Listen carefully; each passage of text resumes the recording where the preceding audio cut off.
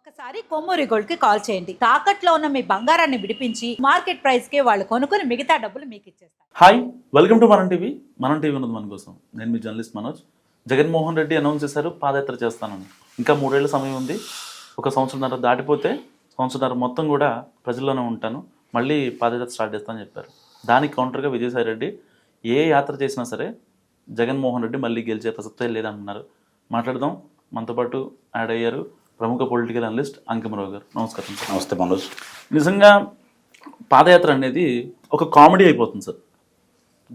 జగన్మోహన్ రెడ్డి గారు గతంలో చేశారు, ముఖ్యమంత్రి అయ్యారు. ఆ ఇత్తుని మళ్ళీ చేస్తే నేను అవ్వగలను లోకేష్ చేశాడు. అంటే అసలు పాదయాత్రలో వీళ్ళు ప్రజలకు కనెక్టివిటీయా, లేకపోతే ఏదో 4 రోజులు చేసి ఒక 2 రోజులు రెస్ట్ తీసుకొని ఎలా చూడాలంటారు సార్? అంటే ఇక్కడ ఒక టెక్నిక్ ఉంది. మామూలుగా సహజంగా ఏ పార్టీకి సంబంధించిన కార్యకర్తలు ఆ పార్టీలో ఉంటారు. మళ్ళీ పార్టీ అధికారంలో రావాలనుకున్నప్పుడు ప్రతిపక్షంలో ఉన్న పార్టీ కార్యకర్తలు అగ్రెసివ్గా పనిచేస్తారు. పని చేయాలి కూడా, పనిచేస్తారు, లేకపోతే అధికారంలో రాలేరు. అధికారంలో ఉన్న పార్టీలో ఉన్న కార్యకర్తలు ఏంటంటే కొంత అసంతృప్తిగా ఉంటారు. ఎందుకంటే వాళ్ళకి కొన్నిసార్లు పనులు కావు, కొన్నిసార్లు వాళ్ళ మాటలు చెల్లుబాటు కావు. అరే మనం కష్టపడి అధికారాన్ని తీసుకొచ్చాం, పార్టీని మమ్మల్ని గుర్తించలేదు అనే ఆలోచనలో ఉంటారు. ఆలోచనలో ఉన్నప్పుడు కొంచెం స్తబ్దతగా ఉంటారు. ప్రతిపక్షంలో వాళ్ళు యాక్టివ్గా ఉంటారు. ఈ పాదయాత్ర ఈ యాక్టివ్గా ఉన్న వాళ్ళతో పాటు తటస్థులు ఉంటారు. ఆ పార్టీకి ఈ పార్టీకి 30% ఓట్ల కంటే ఉండవు. ఇది గమనించుకోండి ఎవరైనా సరే. మాకు 40% ఉంది, మా 39% ఉంది అనేది బూతు. ఆ పార్టీకైనా ఈ పార్టీకైనా 30% మంది ఉంటారు. ఆ 30% తర్వాత 40% మంది ఎటు మొగ్గు చూపితే అందుట్లో మెజారిటీ వాళ్ళు అధికారంలోకి వస్తారు. ఈ అధికారంలోకి వచ్చేటప్పుడు ఈ తటస్థుల్ని ఆకర్షించాలి అంటే ఇట్లా పాదయాత్రలు చేసుకుంటా ఉంటే ఆ పాదయాత్రలో విపరీతంగా జనం వచ్చారని చెప్పని కలరింగ్ ఇవ్వగలిగితే తటస్థులుగా వామ్మో జనం ఫలానా వాళ్ళకల్లి ఉన్నారేమో, మనం వెనకబడిపోతామేమో, మనం యువతరాలకు ఓటేసినా అది కూడా అది మురిగిపోయిద్దేమో, కాబట్టి మన ఓటు మురిగిపోయే వాళ్ళకి ఓడిపోయే వాళ్ళకి ఎందుకు ఇట్లా ఓటేయాలి, కాబట్టి గెలిచే వాళ్ళకి ఓటేద్దాం అని చెప్పని తటస్థులు కూడా ఓటేస్తారు. ఇది ఎప్పుడు జరిగిద్ది? ఈ జనం చూసిందే కాకుండా వీళ్ళు అడ్రస్ చేసే ఇష్యూల మీద ఆధారపడి ఉంటుంది. పాదయాత్ర మొదలు పెట్టుకుంటూ వెళ్తారు. పాదయాత్ర మొదలు పెట్టుకుంటూ వెళ్ళిన తర్వాత నియోజకవర్గంలో ఒక్కసాటైనా సరే బహిరంగ సభ ఏర్పాటు చేయాలి కదా. ఆ బహిరంగ సభలో ఆ నియోజకవర్గ సమస్యలు, ప్రభుత్వం యొక్క వైఫల్యాల గురించి ఎండగడుతూ మాట్లాడారనుకోండి, అప్పుడు జనాల్లో కూడా విపరీతంగా వెళ్ళిపోయింది. అవును, ఇది మన సమస్య, మన సమస్యని ఈయన అడ్రస్ చేశాడు అంటే మన ఎంట ఇతను ఉన్నాడు, ఇతను ఎంట కనుక మనం నడిస్తే మన సమస్యలు తీరుతాయి అనే అభిప్రాయంలో ప్రజలు ఉంటారు. అర్థమైందా? అట్లా కనుక ప్రజా సమస్యలతో స్పందించి ప్రజలతో మమేకమై ప్రజల యొక్క వాళ్ళ ఆలోచనల విధానాలను పంచుకొని వాళ్ళ సమస్యలను తెలుసుకొని దాన్ని బహిరంగ సభల్లో వ్యక్తం చేసేటప్పుడు ఒక ప్రాంతంలో సమస్యలు ఎస్టాబ్లిష్ చేసి ఇదిగో ఇక్కడ ఈ సమస్యలు ఉన్నాయని చెప్పని ప్రభుత్వం మీద విరుచుకుపడ్డప్పుడు అది ఇప్పుడు ఈ ప్రసార మాధ్యమాలు విపరీతంగా వచ్చినాయి, సోషల్ మీడియా కూడా విపరీతంగా వచ్చిన సందర్భంగా ప్రజలందరికీ తొందరగా చేరువవుతా ఉంది. అప్పుడు మిగిలిన ప్రాంతంలో వాళ్ళు కూడా వాళ్ళ సమస్యలు చెప్పుకోవడానికి ముందుకు వస్తారు. అలా ప్రజలు గనక పాదయాత్రలో మమేకం అయితే, విపరీతంగా జనం వస్తే అది తటస్థుల మీద ప్రభావం చూపుతుంది. తద్వారా వాళ్ళకి అనుకూలంగా వీళ్ళు కూడా మారి అప్పటి వరకు ఉన్న ప్రభుత్వాన్ని దించి వీళ్ళని ప్రభుత్వంలో కూర్చోబెట్టడానికి అవకాశం కలగజేస్తుంది. ఇప్పుడు జగన్మోహన్ రెడ్డి 1 సంవత్సరంన్నర తర్వాత, ఇప్పటికీ అతను అన్నట్టు 2 సంవత్సరాలు కాలేదు, 19 నెలలే. గమనించుకోవాలి ఇక్కడ 19 నెలలే ఇప్పటి వరకు జరిగింది. ఈ 19 నెలల ఈ రోజుతో పోల్చుకుంటే 12 రోజులు, 19 నెలల 12 రోజులు. ఇప్పుడు ఈ ప్రభుత్వం వైఫల్యం దేంట్లో చెందింది, సమస్యలు ఏంటి, దాన్ని అడ్రస్ చేసి ఏమైనా పోరాటం చేస్తున్నాడా? లేదు కదా. అంటే సమస్యల గురించి మాట్లాడకుండా, ప్రజా పోరాటాలు చెయ్యకుండా ప్రజల మనసులు ఎలా గెలుచుకుంటారు? ఇది ఒకటి. కాకపోతే అతను ఏమనుకున్నా అంటే 2019కి ముందు నేను పాదయాత్ర చేస్తే నాకు ఆదరణ వచ్చింది, అందువల్ల తిరిగి నేను మళ్ళీ పాదయాత్ర చేస్తే మళ్ళీ ప్రజలను ముఖ్యమంత్రిని చేస్తారు అనే అభిప్రాయంలో అతను ఉన్నమాట వాస్తవమే. అతనికి ఇచ్చిన సలహా కూడా అదే అయ్యి ఉండొచ్చు. కాకపోతే ఇక్కడ గమనించుకోవాల్సింది ఏంటంటే 2019కి ముందు నీ పరిపాలన ఏంటి అనేది ప్రజలకు తెలియదు. చూడలా చంద్రబాబు నాయుడు గారి పరిపాలన చూశారు అప్పుడు 3 సార్లు ఆయన చూశారు. 2 సార్లు ప్రజలు గెలిపించారు.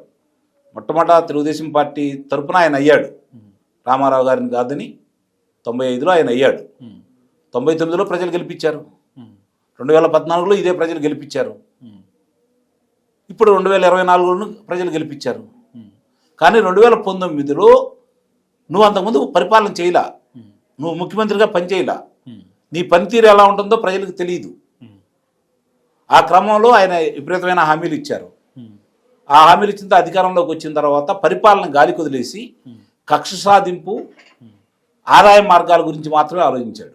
అది ప్రభుత్వానికి కదా, ఆయనకి. అందువల్ల అతను వ్యతిరేకంగా మాట్లాడిన వాళ్ళని హింసించాడు, చంపేయించారు,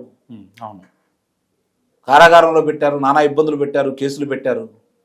చివరికి చంద్రబాబు నాయుడు గారిని కూడా అరెస్ట్ చేశాడు. ఏమైంది? ప్రభుత్వం పడిపోయింది. ఏ విధంగా పడిపోయింది? ఘోరాతి ఘోరంగా 151 స్థానాలు ఉన్నటువంటి అతనికి 11 స్థానాలకే పరిమితం అయిపోయాడు. రాజధానిని 3 ముక్కలాట ఆడాడు, పోలవరాన్ని పడకేయించాడు, విద్యుత్ ఒప్పందాలను రద్దు చేశాడు, రివర్స్ టెండరింగ్ అన్నాడు, రాష్ట్రాన్ని అధోగతి పాలు చేశాడు, పరిశ్రమలు తీసుకురాలేదు, కుండ పరిశ్రమలను పారదోలేడు. ఇవన్నీ ప్రజలు గమనించారు కాబట్టి 164 స్థానాలు ఈ కూటమికి ఇచ్చారు. 151 స్థానాలు వచ్చినటువంటి ఏ పార్టీకైనా సరే 175లో ఒక రకంగా పొరపాటు చేశారన్నా కూడా మళ్ళీ 100 స్థానాలతోటైనా వాళ్ళే అధికారంలోకి వచ్చి ఉండేవాళ్ళు. 11 స్థానాలకు పరిమితం చేశారు అంటే జగన్మోహన్ రెడ్డి వర్సెస్ జనం. ఇక్కడ గమనించుకోవాలి, జగన్మోహన్ రెడ్డి చంద్రబాబు నాయుడు మధ్య జరగల యుద్ధం, జగన్మోహన్ రెడ్డి జనం మధ్య జరిగిన యుద్ధం. వాళ్ళకి కనపడింది చంద్రబాబు నాయుడు గారు. కారణం ఏంటంటే గత 3 సార్లు కూడా ఆయన ముఖ్యమంత్రిగా పనిచేసినప్పుడు ఆయన పనితీరు, రాష్ట్రానికి ఆయన తీసుకొచ్చినటువంటి పెట్టుబడులు, ఇవి ఆయన పథకాలని అమలు చేసిన తీరు, ఇవన్నీ కూడా జనం గమనించారు కాబట్టి ఆయన్ని గెలిపించారు. ఈరోజు అంటే ఇతను చేసిన వైఫల్యాలు ఆయన్ని పెద్దపేట వేయడానికి ఆస్కారం కలగజేసింది. ఈరోజు చంద్రబాబు నాయుడు గారు నువ్వు తీసుకొచ్చిన ఒకవేళ నువ్వు చెప్పుకుంటున్నట్టు ఏదైనా పథకాలు ఏదన్నా తీసుకొని వస్తే, నువ్వు సొంతంగా తీసుకొచ్చిన పథకాలు అంటే ఏమి లేవు, తీసుకొని వస్తే దానికి సంబంధించి దాన్ని ఆయన విస్తృతంగా ఇంకా అదనంగానే ఇస్తానే ఉన్నాడు కదా. నీలాగా కక్ష చర్యలు చేయట్లేదు కదా. ప్రజల్ని ఇబ్బంది పెట్టావు నువ్వు ప్రజల్ని ఇబ్బంది పెట్టావు, సామాన్య ప్రజల్ని ఇబ్బంది పెట్టావు, అలాగే ఆ పార్టీ నాయకులను ఇబ్బంది పెట్టావు. నీ పార్టీలో తప్పు చేసి నీ కొమ్ము కాస్తూ ప్రజల్ని ఇబ్బంది పెట్టే నాయకుల మీద వాడు చర్యలు తీసుకుంటున్నారు. అది ప్రజలకు ఆమోదయోగ్యమే, ప్రజలకు వ్యతిరేకం కాదు. ప్రజల్ని హింసిస్తే, ప్రజల్ని ఇబ్బంది పెడితే నీలాగా ఈ ప్రభుత్వం మీద ప్రజా వ్యతిరేకత అనేది వస్తుంది. తప్పులు చేయట్లేదని నేను అంటలా, తప్పులు జరుగుతూనే ఉన్నాయి. శాసనసభ్యుల పేర్ల మీద చాలా సార్ల పొరపాట్లు జరుగుతూనే ఉన్నాయి, దాన్ని నేను కాదని అంటలేదు. కానీ ఈరోజు రాష్ట్రానికి వస్తున్న అభివృద్ధిని దృష్టిలో పెట్టుకుంటే, రాజధాని పనులు దృష్టిలో పెట్టుకుంటే, పోలవరం పనులు దృష్టిలో పెట్టుకుంటే, ఇరిగేషన్ ప్రాజెక్టుల గురించి పురోగతి కనుక చూసుకుంటా ఉంటే, రహదారుల గురించి ఆలోచించుకుంటా ఉంటే, రైతుల ధాన్యాన్ని కొనే విధానం గురించి ఆలోచించుకుంటా ఉంటే, ఉద్యోగస్తులకి పాత బకాయిలు కొంత తీర్చుకుంటా వచ్చే విధానం చూస్తూ ఉంటే, పోలీసులకు సరెండర్ రేవులకి నిధులు విడుదల చేసిన విధానం చూసుకుంటా ఉంటే దేనికి వ్యతిరేకత వస్తుంది? ఇంతమందిలో వ్యతిరేకత రాకుండా నీకు అనుకూలంగా ఎలా ఉంటుంది? రేపు పొద్దున నువ్వు పాదయాత్ర చేసేటప్పుడు మీ వాడు చేసిన అరాచకాలు, అన్యాయాలు, అక్రమాలు, దోపిడీలు వీటి గురించి ప్రజలు అడిగితే నీకు సమాధానం ఏమిటి? నిస్సందేహంగా ప్రజల్ని అడగకుండానే చేస్తారు. ఎందుకంటే అడిగే ప్రజలను రానివ్వరు, పాదయాత్రలో అడిగే ప్రజలను రానివ్వరు. మొన్న విశాఖపట్నం వెళ్తే ఈయన పీపీపీ మోడల్కి సంబంధించి నర్సీపట్నాన్ని సందర్శించాలని వెళ్తే అక్కడ ఫ్లెక్సీలు వెలిసినాయి. మొన్న గురిజాల నియోజకవర్గంలో ఒక ఎమ్మెల్యే పిన్నెల్లి గ్రామానికి వెళ్తానంటే అక్కడ ఫ్లెక్సీలు వెలిసినాయి.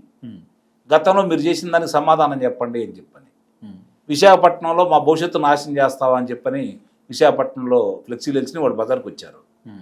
రేపు పొద్దున అదే విధంగా జనాన్ని బజార్కి వచ్చారు అనుకోండి, ఘర్షణ వాతావరణమే కదా, ఇతర పర్యటన కొనసాగదు కదా. గతంలో తెలుగుదేశం పార్టీ నాయకులు ఏదన్నా యాత్ర చేయాలి అంటే జీవో అని తీసుకొచ్చాడు, వాళ్ళు చేయడానికి వీలు లేకుండా చేసుకుంటూ వచ్చాడు. వాళ్ళు న్యాయస్థానానికి వెళ్ళి తెచ్చుకున్నారు. ఇప్పుడు నువ్వు ఎక్కడికి వెళ్ళాలన్నా కూడా న్యాయస్థానానికి వెళ్లకుండానే పర్మిషన్లు వస్తున్నాయి కదా.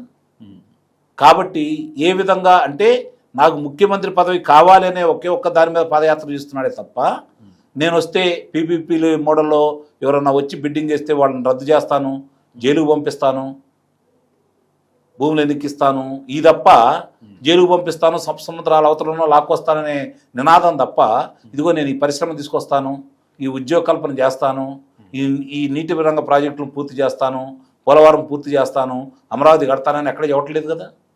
మరి ఏ విధంగా నమ్ముతారు నిన్ను? ఏ విధంగా నమ్ముతారు? అంతే కదా. కాబట్టి అతను పాదయాత్ర చేయాలనుకుంటుంది ముఖ్యమంత్రి పదవి కోసం. పాదయాత్ర చేస్తేనే నేను ముఖ్యమంత్రి అవుతానని అతను భావించిన మాట కూడా వాస్తవమే. కానీ ఇప్పుడు జరుగుతున్న పరిణామాలు చూసుకుంటా ఉంటే 5 సంవత్సరాల్లో జరిగిన ప్రభుత్వంలో జరిగినటువంటి అవకతవకలు, దోపిడీలు ఇవన్నీ చూస్తూ ఉంటే, భూదందాలు ఇవన్నీ చూస్తూ ఉంటే, ఒక అంశాలన్నీ బయటకు వస్తూ ఉంటే దాంట్లో జగన్మోహన్ రెడ్డి పాత్ర స్పష్టంగా కనపడతా ఉంది. కాబట్టి ఒక 6 నెలలకు 9 నెలలకు అతనికి కూడా సమన్లు పంపించేసి అతను కూడా అరెస్ట్ చేస్తే జైల్లో చేస్తాడా ఏంటి పాదయాత్ర? ఎట్టి పరిస్థితుల్లో కూడా అతను పాదయాత్ర చేసే అవకాశం ఉంటుందని అయితే నేనైతే భావించట్లేదు. Thank you sir. మీరేమనుకుంటున్నారా జగన్ పాత్ర గురించి? మస్తు కామెంట్ చేయండి. చూస్తున్నాండి మనం.